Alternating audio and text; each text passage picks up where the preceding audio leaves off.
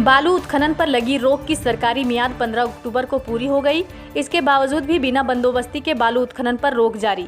नमस्कार, आप इस वक्त देख रहे हैं लाइव 11 न्यूज में। आपका बहुत बहुत स्वागत है। चलिए बढ़ते हैं बड़ी खबरों की।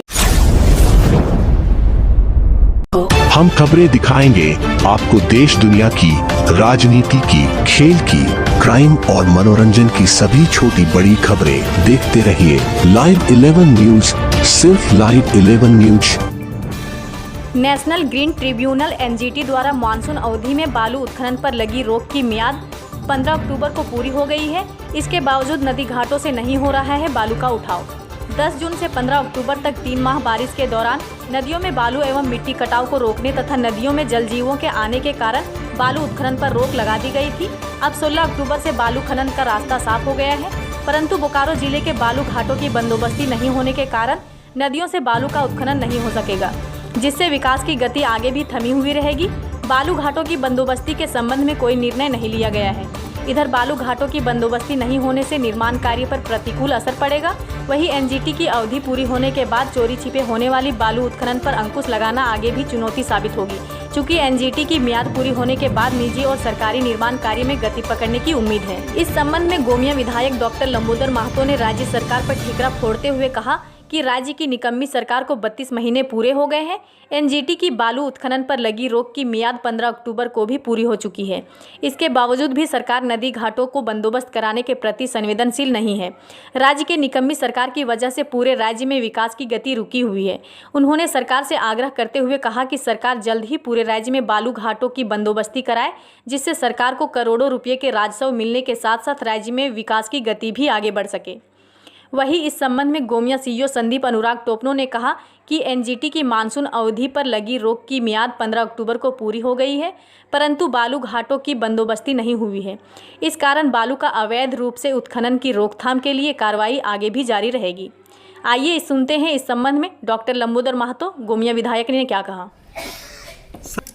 देखिए, निश्चित रूप से 15 अक्टूबर तक एनजीटी का रोक था और 15 अक्टूबर के बाद एनजीटी का रोक हट गया।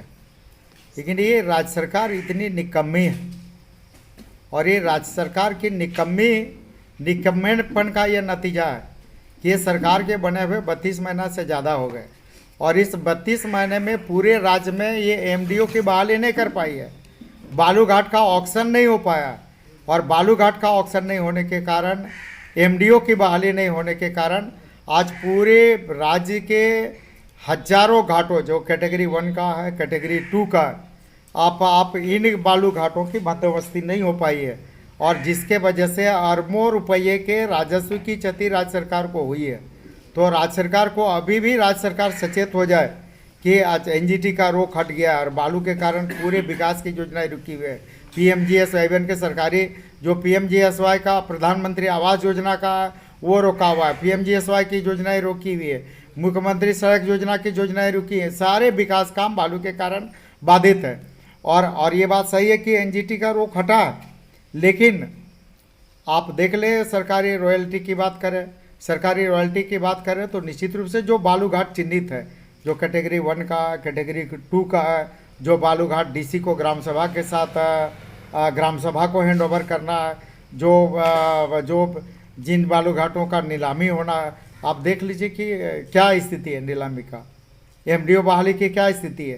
तो राज्य सरकार पूरी तरह से, आप देखे होंगे, अभी सरकार गिना रही थी कि हमारा 1000 दिन पूरा हो गया और जिस दिन सरकार का 1000 दिन पूरा हुआ था उसी दिन ईडी का चार्जशीट भी सबमिट हुआ था और उसी दिन ईडी ने कहा कि 1000 करोड़ रुपये का अवैध उत्खनन का भी मामला हुआ है। तो एक तरफ सरकार 1000 दिन अपना मना रही है और उसी दिन, जिस दिन 1000 दिन सरकार का है, उसी दिन 1000 करोड़ रुपए का अवैध बालू खनन का उत्खनन का मामला आता है। तो इसके बाद भी सरकार नहीं चेत रही। सरकार कम से कम अभी भी चेते और जल्द से जल्द बालू घाटों की नीलामी करे और जो बालू घाट ग्राम सभा को हैंड ओवर करना वो ग्राम सभा को हैंड ओवर करे, ताकि बालू सुलभ तरीके से यहाँ की जनता को मिले, यहाँ के संवेदकों को मिले, जो भी विकास कार्य में जुड़े हुए लोग हैं उनको बालू मिल पाए। इसलिए हम सरकार से आगाह करेंगे, सरकार से आग्रह करेंगे कि आप जल्द से जल्द आप कैटेगरी 1, कैटेगरी 2 के जो चिन्हित बालू घाट है, जो ग्राम सभा को हैंड ओवर करना, आप ग्राम सभा को हैंड ओवर करिए और जिनमें ऑक्शन करना है आप उनको ऑक्शन करिए, ताकि सरकार का राजस्व की वसूली भी होगी। इस तरह की न्यूज़ को देखने के लिए हमारे चैनल को लाइक करें, सब्सक्राइब करें और शेयर भी करें।